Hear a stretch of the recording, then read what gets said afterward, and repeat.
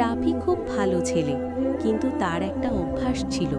খাওয়ার সময় দাঁড়িয়ে খেত, বসার সময় পা ছড়িয়ে বসতো, আর কথা বলার সময় জোরে জোরে কথা বলতো। একদিন মা তাকে বললেন, চলো রাফি, আজ আমরা আদব শিখব, খাওয়ার আদব। মা রাফিকে বসিয়ে দিলেন। রাফি বলল, বিসমিল্লা। ডান হাতে খেতে শুরু করলো, আস্তে আস্তে খেলো, খাবার পড়ে গেলে তুলে নিল। মা হাসলেন, সাব্বাস, এটাই সুন্দর আদব।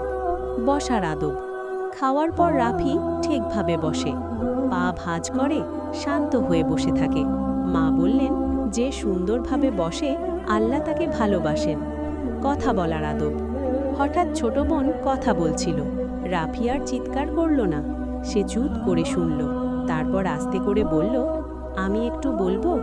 মা খুশি হয়ে বললেন, ভদ্রভাবে কথা বলাই ভালো আদব।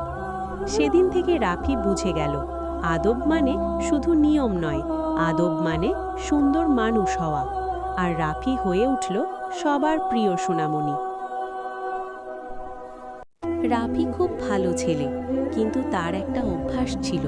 খাওয়ার সময় দাঁড়িয়ে খেত, বসার সময় পা ছড়িয়ে বসতো, আর কথা বলার সময় জোরে জোরে কথা বলতো। একদিন মা তাকে বললেন, চলো রাফি, আজ আমরা আদব শিখব, খাওয়ার আদব। মা রাফিকে বসিয়ে দিলেন। রাফি বলল, বিসমিল্লা। ডান হাতে খেতে শুরু করলো, আস্তে আস্তে খেলো, খাবার পড়ে গেলে তুলে নিল। মা হাসলেন, সাব্বাস, এটাই সুন্দর আদব। বসার আদব। খাওয়ার পর রাফি ঠিকভাবে বসে, পা ভাঁজ করে, শান্ত হয়ে বসে থাকে।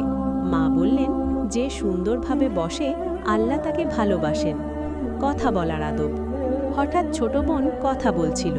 রাফি আর চিৎকার করল না, সে চুপ করে শুনল। তারপর আস্তে করে বলল, আমি একটু বলবো?